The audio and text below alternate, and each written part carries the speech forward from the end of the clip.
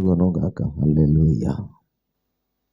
మంచిది దేవుని బిడ్డలారా, మనం కొద్ది నిమిషాలు పరిశుద్ధ లేఖనములలో నుండి దేవుని వాక్యాన్ని మనము చదువుకుందాము.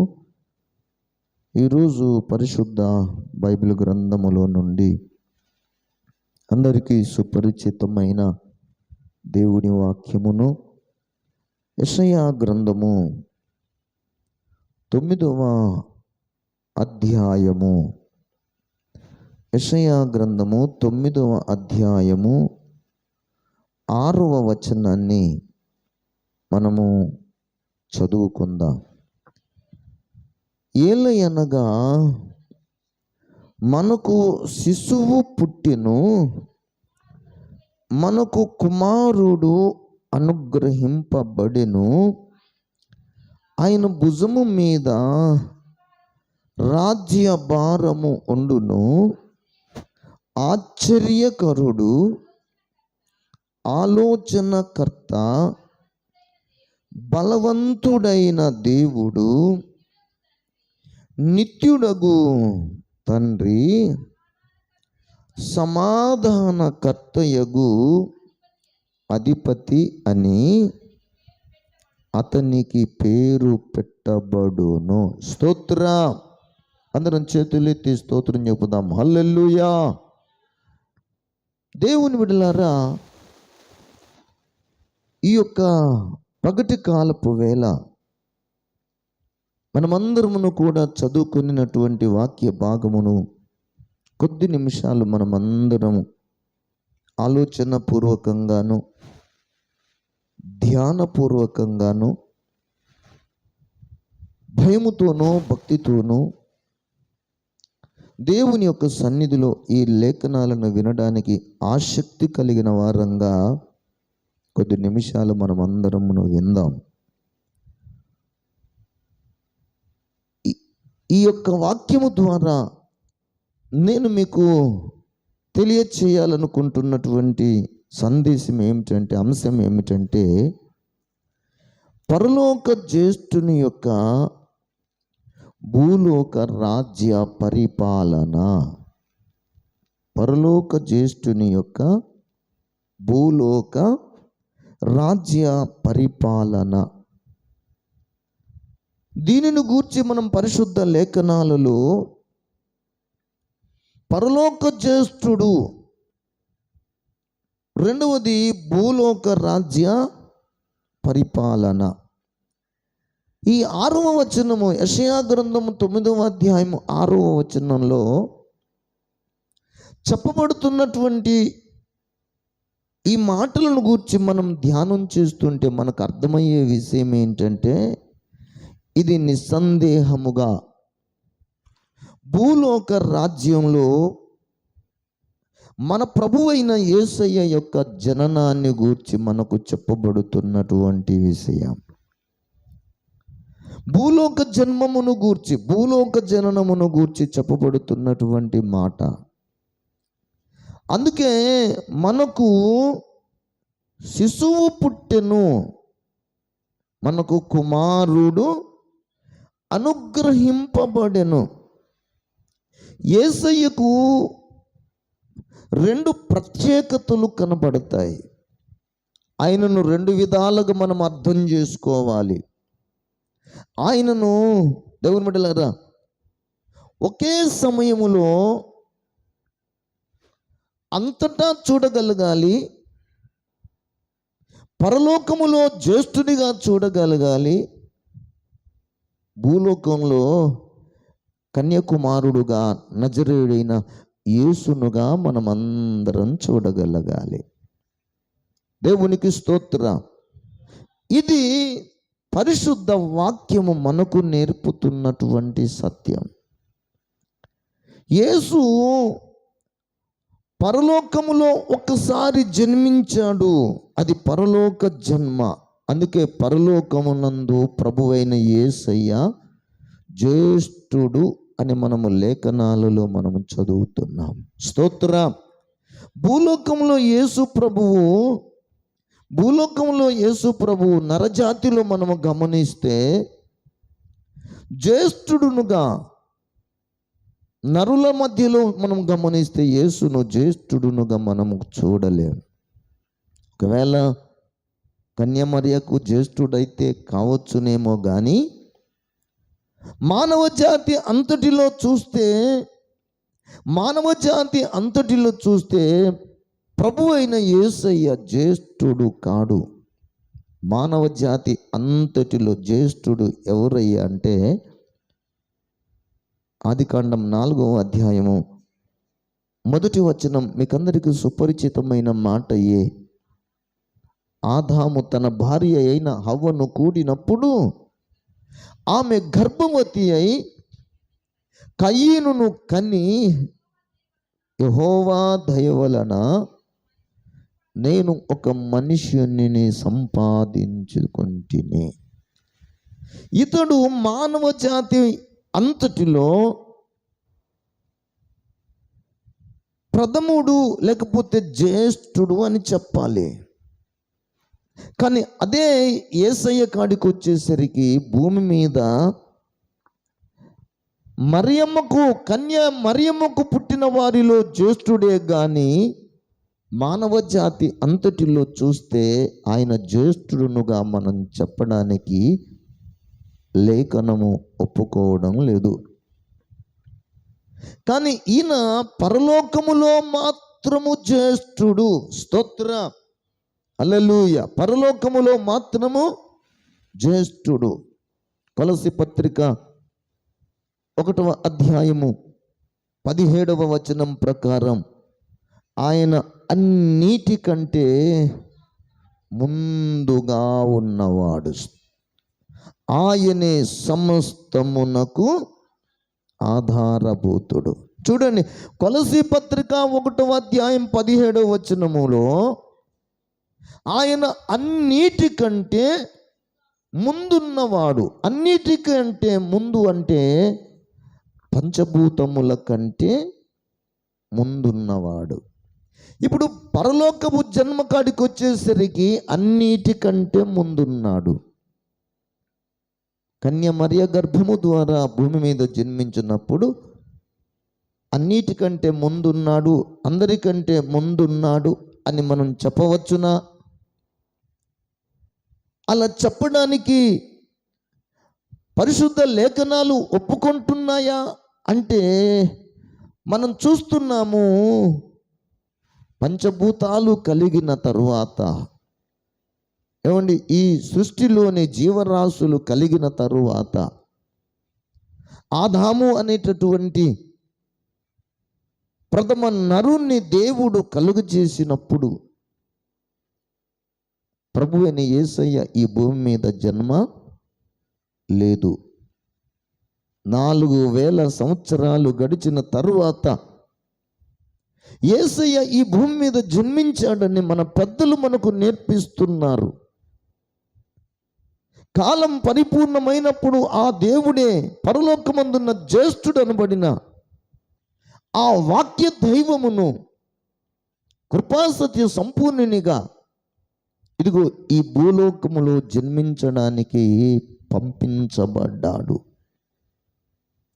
అయితే ఇక్కడ మనము జ్ఞాపకం చేసుకునవలసిన విషయం ఏంటంటే, పరలోక జ్యేష్ఠుని యొక్క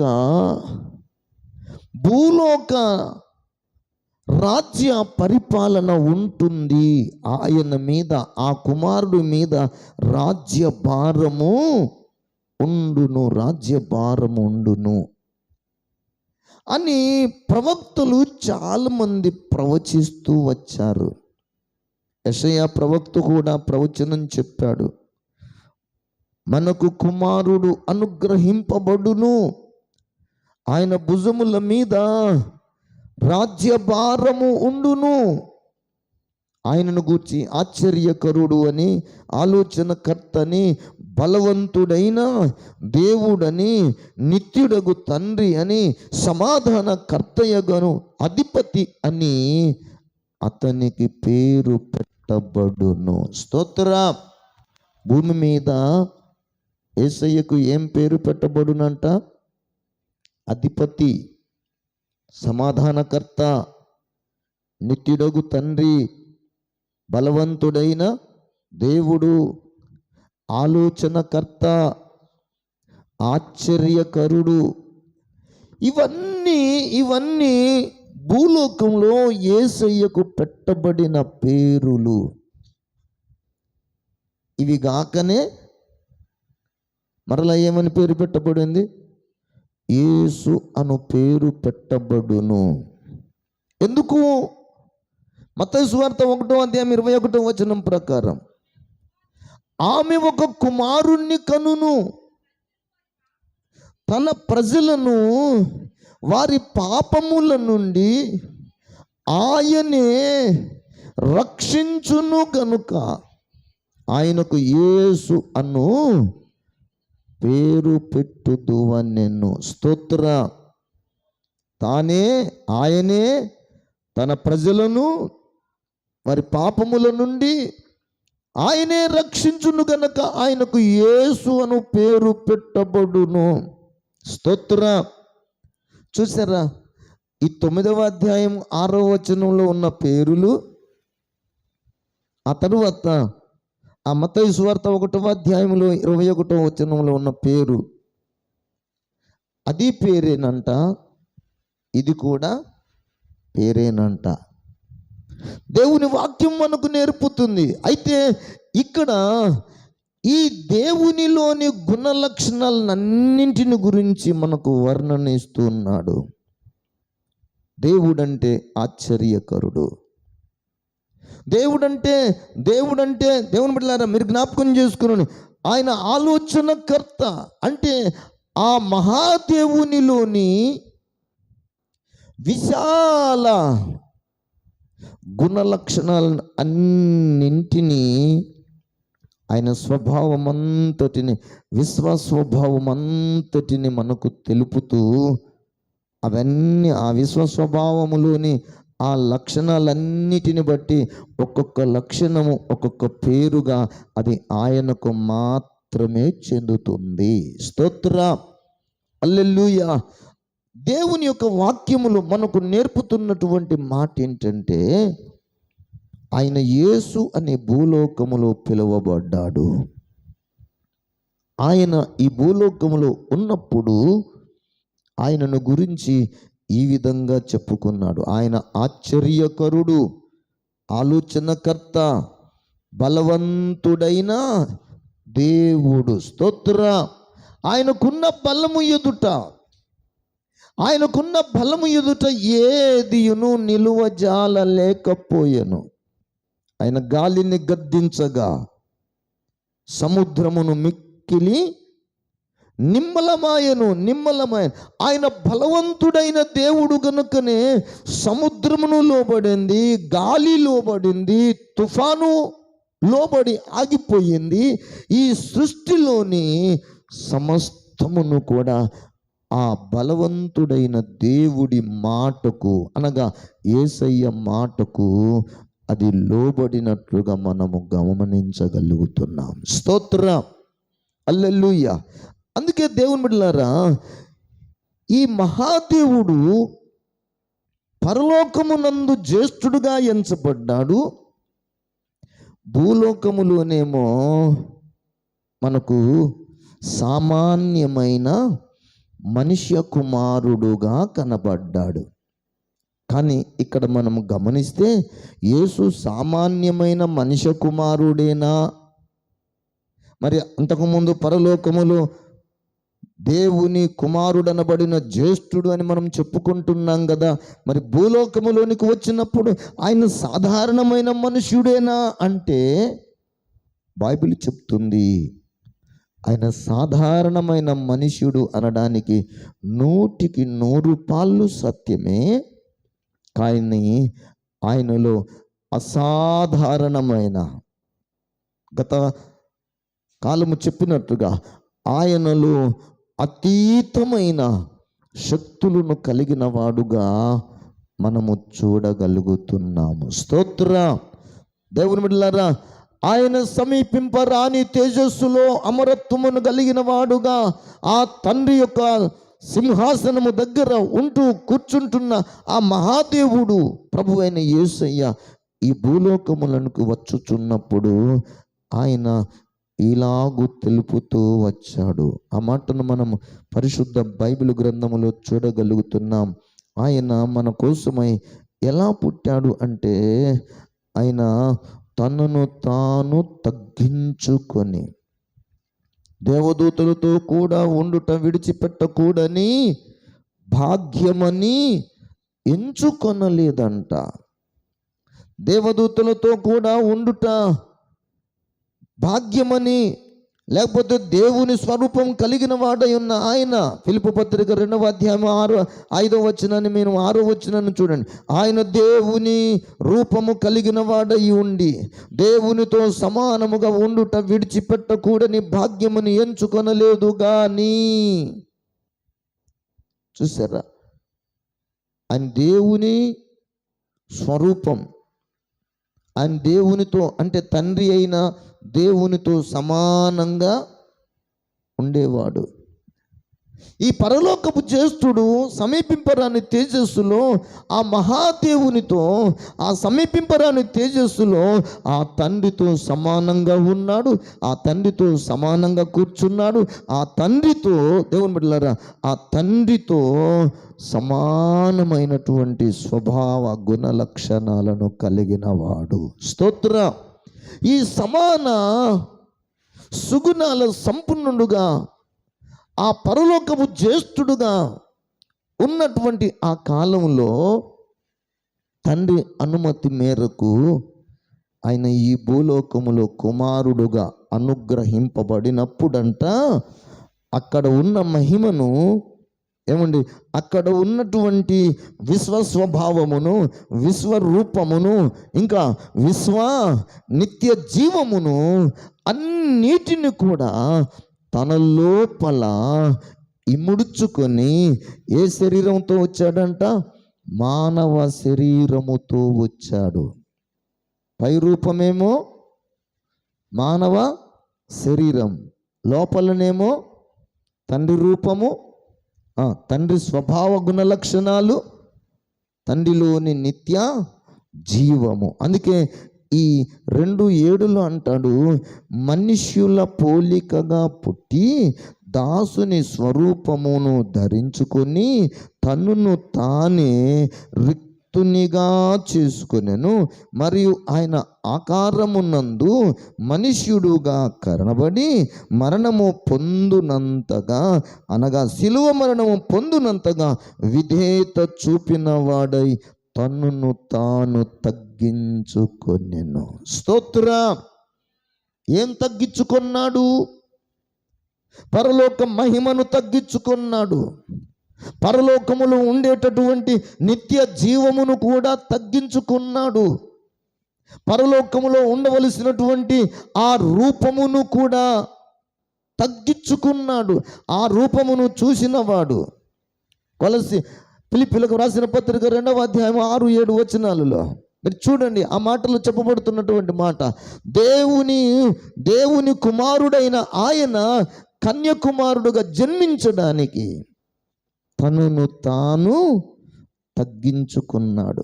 ఇప్పుడు యేసయ్యలో మానవ శరీరం ఉంది. ఆయన లోపల పరలోక జ్యేష్ఠుడనబడిన ఆ దేవకుమారుని యొక్క లక్షణాలు ఉన్నాయి. అందుకే ఆయన ఈ భూలోకానికి వచ్చినప్పుడు ఏం చెప్తున్నాడు? తనను తాను తగ్గించుకొనెను. స్తోత్ర. తనను తాను తగ్గించుకున్నాడు. మనం ఏం తగ్గించుకున్నాడంటే చెప్పాల్సి వస్తుంది. మహిమను తగ్గించుకున్నాడు, రూపమును తగ్గించుకున్నాడు, నిత్య జీవమును కూడా విడిచిపెట్టాల్సి వచ్చింది. యేసయ్య భూలోకంలోనికి వచ్చినప్పుడు సాధారణ జీవమా, నిత్య జీవముందా? సాధారణ జీవంతో ఉన్నవాడికి మరణం ఉంది, కానీ నిత్య జీవం కలిగిన వానికి మరణము లేదు. ఇప్పుడు యేసయ్య మానవ శరీరంతో ఉన్నాడు కనుక మరణం పొందడానికి వచ్చాడా? భూమి మీద నిత్య జీవముతో ఉండడానికి వచ్చాడా? అంటే నిత్య జీవము దేనికి సంబంధించింది? పరలోకానికి సంబంధించి. ఆ పరలోక సంబంధమైన నిత్య జీవము ఈ నజరేయుడైన యేసులో ఉన్నదా లేదా? ఉన్నది, కానీ అది మరుగు చేయబడింది. అది కనబరుచుకోవడం లేదు, తగ్గించుకుంటున్నాడు. కానీ మాటల రూపంలో ఒకసారి చెప్పినట్టుగా యోహాను సువార్తలో మనకు తెలుపబడుతుంది, నేను ప్రాణము పెట్టుటకును తిరిగి తీసుకొనుటకును నాకు అధికారము కలదు. స్తోత్ర, హల్లెలూయా. అందుకే దేవుని బిడ్డలారా, పరలోక జ్యేష్ఠుని యొక్క భూలోక రాజ్య పరిపాలనను గూర్చి నేను మీకు తెలుపుతున్నాను.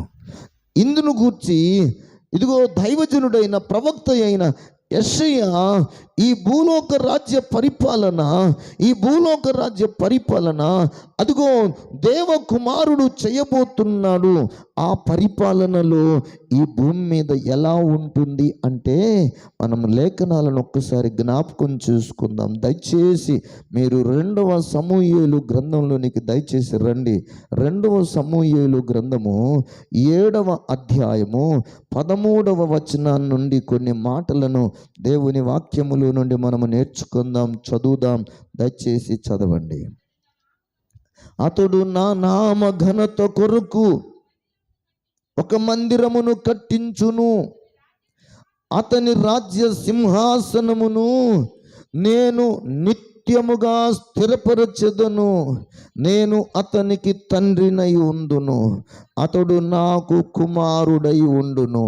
అతడు పాపము చేసిన ఎడల నరుల దండముతోనూ మనుషులకు తగులు దెబ్బలతోనూ అతనిని శిక్షింతును గాని, నిన్ను స్థాపించుటకై నేను కొట్టివేసిన సౌలునకు నా కృప దూరమైనట్లు అతనికి నా కృప దూరము చెయ్యను. నీ మట్టుకు నీ సంతానమును నీ రాజ్యమును నిత్యము స్థిరమగును. నీ సింహాసనమును నిత్యమును స్థిరపరచబడును అనెను. స్తోత్ర. ఈ సందర్భం మనకందరికీ తెలుసు. మహోన్నతుడైన దేవుడు భక్తుడైనటువంటి దావీదుతో, ప్రవక్త అయిన దావీదుతో, రాజు అయిన దావీదుతో దేవుడు మాట్లాడుతూ చెప్పాడు. 13వ వచనం, అతడు నా నామ ఘనత కొరకు ఒక మందిరమును కట్టించును, అతని రాజ్య సింహాసనము నేను నిత్యముగా స్థిరపరచుదును. నేను అతనికి తండ్రినై ఉందును, అతడు నాకు కుమారుడై ఉండును. ఇక్కడ చెప్పబడినటువంటి మాటను మీరు జ్ఞాపకం చేసుకోండి. సర్వాధికారి అయిన సర్వోన్నతుడకు దేవుడే దావీదుతో మాట్లాడుతూ, దర్శనములో మాట్లాడుతూ చెప్తున్నాడు, నేను అతనికి తండ్రినై ఉందును, అతడు నాకు కుమారుడు. ఎవరి కుమారుడు? ఏమంటే దావీదు కుమారుడు, బత్షెబాకు పుట్టిన కుమారుడు సొలొమోను. దావీదు తదనంతరం దేవుని రాజ్య పరిపాలన ఎంతో చక్కగా, ఏ దేశములో లేనటువంటి రీతిగా సింహాసనాన్ని ఏర్పాటు చేసుకొని గొప్పగా పరిపాలన చేసిన వ్యక్తిగా మనము సొలొమోనును గురించి మనం పరిశుద్ధ లేఖనాలలో చదువుతాం. కానీ సొలొమోను దేవుని కుమారుడుగా ఎంచబడడానికి అంత యోగ్యుడుగా మనకు కనబడడు. ఎందుకంటే దేవుని బిడ్డలారా, మీరు జ్ఞాపకం చేసుకునండి, సొలొమోను తన భార్యల వలన దేవునికి విరోధంగా చేయకూడనటువంటి పాపములను చేసిన వ్యక్తిగా మనకు కనబడతాడు. అయితే ఇక్కడ చెప్పబడుతున్నటువంటి మాట, నేను అతనికి తండ్రినై ఉందును, అతడు నాకు. అంటే ఇప్పుడు సొలొమోను దేవుని కుమారుడు అనబడితే, ఇదిగో ఆ కుమారుడు అనబడిన వాడు దేవుడి ఉద్దేశాలను నెరవేరుస్తాడే కానీ దేవుడు చెప్పినటువంటి ఆజ్ఞను అతిక్రమించడు కదా. దేవుడు ఏం చెప్పాడు? విగ్రహారాధన అని చెప్పాడు. విగ్రహారాధన చేయకూడదని దేవుడు చెప్పాడు. నేను లోకమునకు ఇదిగో నేను తప్ప వేరొక దేవుడు మీకు ఉండకూడదు అని చెప్పిన ఆ మహాదేవుడు తన పిల్లలకు, ఇశ్రాయేలీలకు ఆ ఆజ్ఞలను జారీ చేశాడు. అది తన ప్రియకుమారునికి తెలియదా అంటే, ప్రియకుమారుడైన యేసయ్యకు కూడా తెలుసు.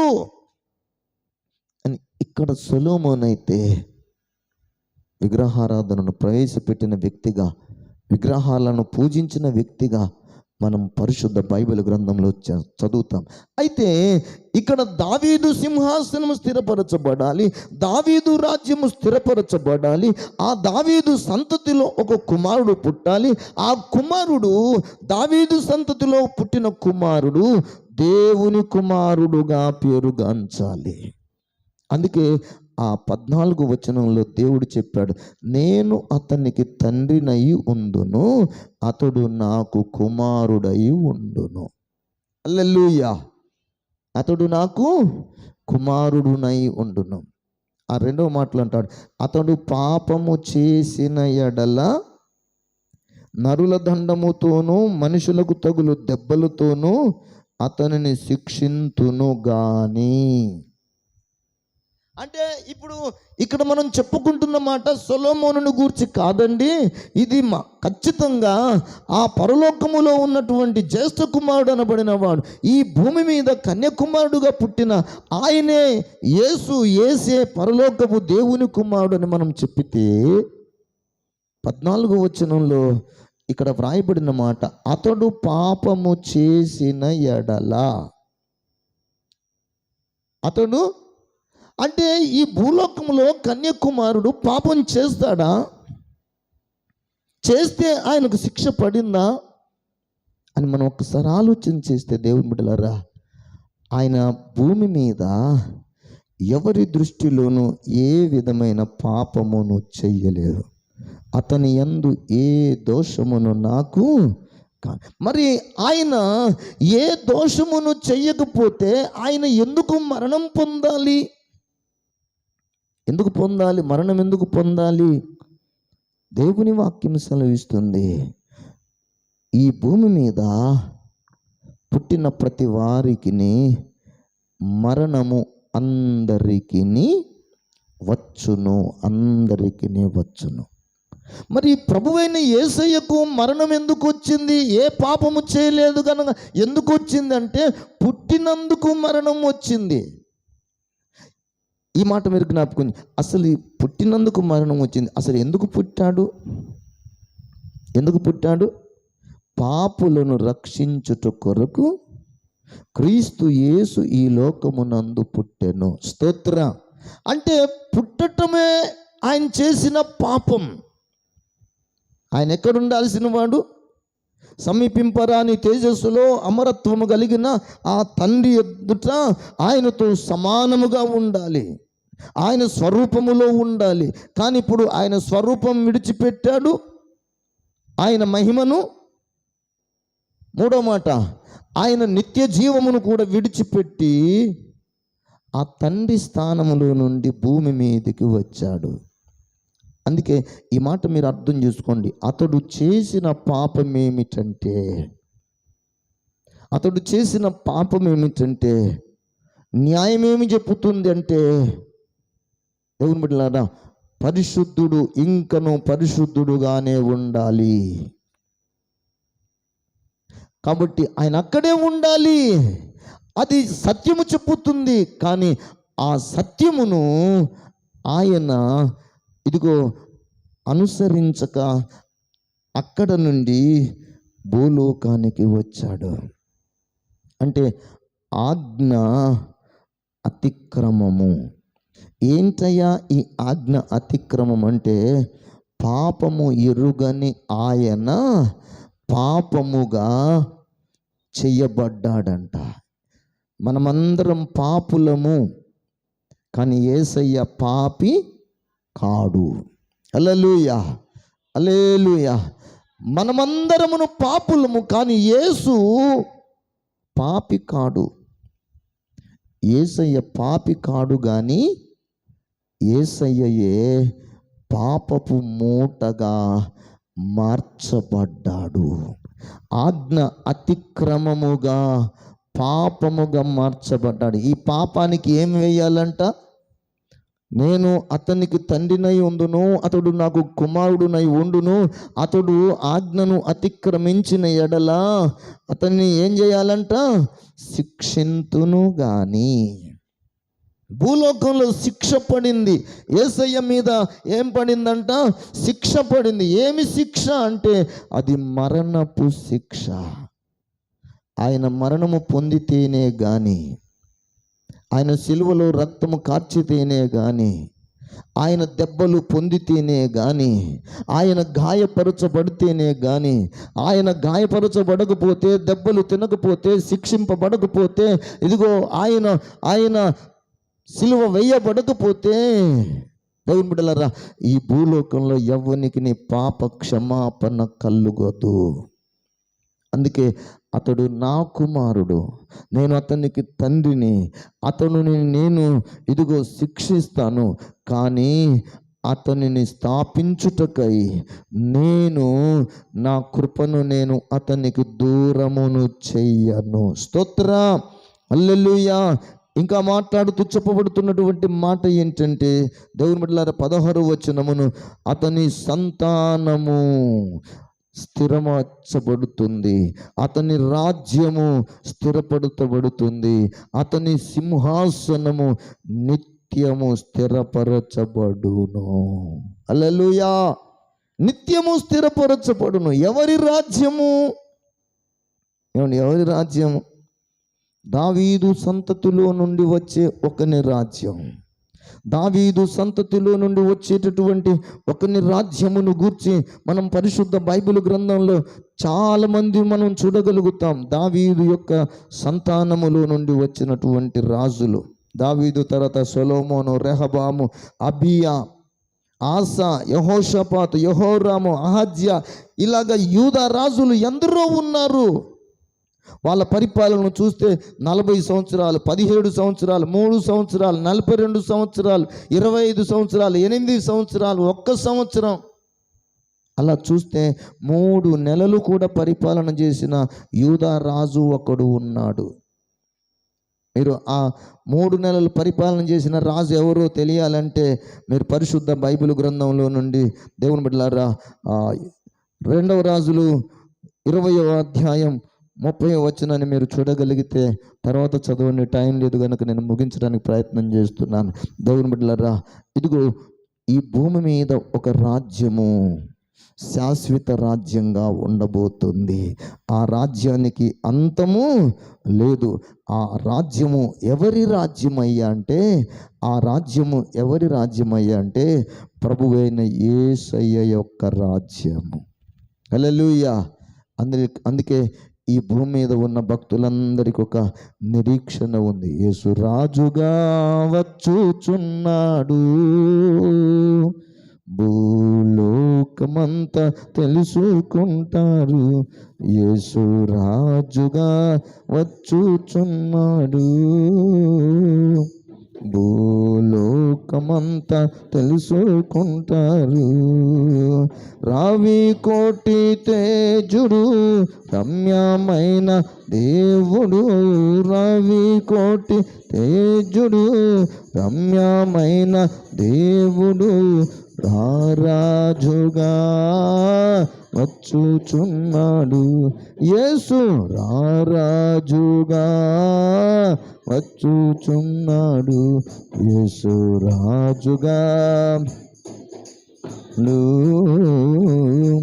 భూలోకమంతా తెలుసుకుంటారు. 1000 ఏళ్ళు ఇలపై యేసు రాజ్యమేలును, ఈ లోక రాజ్యాలన్నీ ఆయన వేయగును.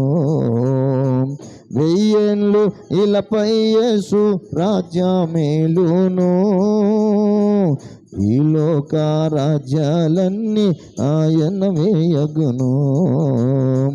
నీతి శాంతి వర్ధిల్లును, నీతి శాంతి వర్ధిల్లును, న్యాయమే కనబడును, న్యాయమే కనబడును. యేసు రాజుగా వచ్చుచున్నాడు, భూలోకమంతా అంటారు, యేసు రాజుగా వచ్చుచున్నాడు, భూలోకమంతా తెలుసుకుంటారు. హల్లెలూయా. దేవుని బిడ్డలారా, ఈ రోజున మనం వింటున్న ఈ లేఖనాలలో యేసయ్య రాజ్యం భూలోకంలో అక్షరాలుగా ఈ భూమి మీద యేసయ్య రాజ్య పరిపాలన చేయబోతున్నాడు. అందుకే ఆయన మీద ఏం మోపబడిందంట? మనకు కుమారుడు అనుగ్రహింపబడ్డాడు. భూలోకములో అందరి కొరకు కుమారుడుగా యేసు అనుగ్రహింపబడ్డాడు. ఆయన మీద రాజ్య భారము ఉంటుంది.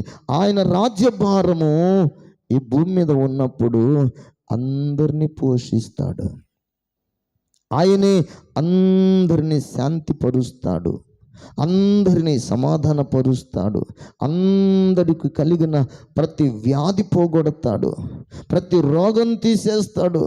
ఆయన ఈ భూమి మీద అందరూ కూడా మనం చేస్తున్న ప్రతిజ్ఞ ప్రకారం చదువుకున్నప్పుడు చేశాం కదా, భారతదేశం ఉన్న మాతృభూమి, భారతీయులందరూ సహోదరులు అన్నటువంటి సహోదర భావము ఇప్పుడు మన భారతదేశంలో మనం ప్రతిజ్ఞ చేశాం. కానీ అలా ఉందా అంటే లేదు. కానీ ఏ రాజ్య పరిపాలనలో భూమి మీద పుట్టిన మనమందరము సహోదరులం. మనందరిలో రక్తం ఒకటే, మనందరిలో ప్రాణం ఒకటే, మనందరి రూపం ఒకటే. అందుకే మనం అందరము సహోదరులము అని ఐక్యత కలిగించే రాజ్యం, సమాధానపరిచే రాజ్యం, అందరమును కూడా ఒకరిని ఒకరము ఘనతలో గొప్పగా ఎంచుకునే రాజ్యం. ఏ రాజ్యం అయ్యా అంటే పరలోక జ్యేష్ఠుని యొక్క భూలోక రాజ్య పరిపాలనలో మాత్రమే సమానత్వం దొరకబోతుంది. స్తోత్ర. అందుకే ఇప్పుడు మనకందరికి నిరీక్షణ ఏంటంటే, భక్తుల నిరీక్షణ ఏంటంటే, యేసయ్య రాజ్యం వస్తుంది, ఆ రాజ్యములో నేను ఒక పౌరుడిగా బ్రతకాలి. స్తోత్ర. హల్లెలూయా. ఆ రాజ్యము అంతము కాదు. ఇక్కడ మనం ఒకసారి జ్ఞాపకం చేసుకోవాలి, యేసయ్య 2 రాజ్యాలను కట్టబోతున్నాడు. ఒకటి భౌతిక రాజ్యము, రెండవదేమో దేవుని బిడ్డలారా అది శాశ్వత రాజ్యం. అది మనం అదృశ్య రాజ్యం అని చెప్పాలి. ఎందుకంటే ఇప్పుడు ఈ భౌతిక నేత్రాలకు ఆ అదృశ్య దేవుని రాజ్యం మనకెవరికి కనబడదు. కానీ అదృశ్య దేవుని రాజ్యం ఒకటి ఉంది. ఆ అదృశ్య దేవుని రాజ్యము శాశ్వత రాజ్యం. ఇప్పుడు ఈ 1000 సంవత్సరాల పరిపాలన ఇది భౌతిక రాజ్యం. ఈ భౌతిక రాజ్యమునకు ఎంతకాలం అని చెప్పాడంట? 1000 సంవత్సరాలు యేసయ్య ఈ భూమి మీద రాజ్యభారము భరించబోతున్నాడు. ఆయన రాజ్యములో ఆశ్చర్యకరంగా ఉంటుంది. ఆలోచనలు అందరి ఆలోచనలు అనుసంధానం చేయబడినవిగా ఉంటాయి. ఆయన బలవంతుడుగా ఉంటాడు, ఆయన సమాధానమునకు కర్తగా ఉంటాడు, ఆయనే అందరికి తండ్రిగా ఉంటాడు, అందరికీ పోషకుడుగా ఉంటాడు. దేవుని బిడ్డలారా, ఆయన వలన సకల జాతి మనుషులలో ఉన్నటువంటి ఆవేశం, ఆయన వలన సకల జనులలో ఉన్న ప్రతి పాపము, ప్రతి శాపము ఆ రాజ్యములో నుండి తుడిచి వేయబడతాయి. యేసయ్య రాజ్యము నీతి వర్ధిల్లే రాజ్యము. స్తోత్ర. అందుకే ఇప్పుడు యేసయ్య ఏలబోయే రాజ్యము ఒకటి 1000 ఏళ్ల రాజ్యము, రెండవ రాజ్యం శాశ్వత రాజ్యం. ఇప్పుడు మనము 2వ సమూయేలు గ్రంథంలో 7వ అధ్యాయములో మనం చెప్పుకున్న మాట ప్రకారం మనం జ్ఞాపకం చేసుకుంటే, నీ సింహాసనము నిత్యము స్థిరపరచబడును, నీ రాజ్యము నిత్యము స్థిరమగును. స్తోత్ర. ఎవరి రాజ్యం ఇది? ఏమండి, ఎవరి రాజ్యం అంట? దావీదు రాజ్యము. ఈ దావీదు రాజ్యము నిరంతరము నిలుస్తుంది. ఈ దావీదు రాజ్యానికి రాజధాని ఏది? ఏమంటే దావీదు రాజ్యానికి రాజధాని ఏదంట? బైబిల్ చెప్తుంది యెరూషలేము. యెరూషలేము ఏ దేశంలో ఉంది? ఇశ్రాయేలు దేశంలో ఉంది. అంటే ఇశ్రాయేలు దేశాన్ని, యేసు పుట్టిన ఇశ్రాయేలు దేశాన్ని యేసు ఏలబోతున్నాడు. హల్లెలూయా. తన ప్రజలను తానే ఏలుతాడు, తన ప్రజలను తానే కాపాడుకుంటాడు. తాను సృష్టించాడు కదా, దేవుడే సృష్టించాడు, ప్రభువే సృష్టించాడు. పరలోకమందేమో సృష్టించాడు, భూలోకమునందు నుండేమో అందరినీ విమోచించి పోగొట్టుకున్న రూపం, పోగొట్టుకున్న నిత్య జీవం, పోగొట్టుకున్న నిత్య మహిమను అందరికీ మరలా ఇచ్చి ఆ 1000 ఏళ్ల పరిపాలన ఈ భూమి మీద యెరూషలేమును రాజధానిగా చేసుకొని దావీదు కుమారుడుగా ఎంచబడడానికి కారణం కూడా అదే. శరీరమును బట్టి దావీదు కుమారుడుగా అనిపించబడ్డాడు, ఆత్మను బట్టేమో దేవుని కుమారుడుగా ఘనపరచబడుతున్న ఆ మహాదేవుడు, ప్రభువును, రక్షకుడునైన యేసయ్యను మనం అందరం కూడా ఆరాధించుదాం. మనము అంతము వరకు ఆయన భక్తిలో, ఆయన విశ్వాసములో, ఆయన సన్నిధిలో నిరీక్షణతో మన జీవితాలను మనము కాపాడుకోగలిగితే ఆ ప్రభు యొక్క పరిపాలనలో నీవు ఉంటావు, నేను ఉంటాను. అందుకే భక్తి సాధన అందరికీ అవసరమై ఉన్నది. ఈ భక్తి సాధన చేయుట కొరకు పరిశుద్ధాత్మ దేవుడు మనల్ని అందరినీ బలపరచును గాక. ఆమేన్. దేవుడి మాటలు మనం దీవించును గాక. మనమందరం తలలు వంచి ప్రార్థన చేసుకుందాం.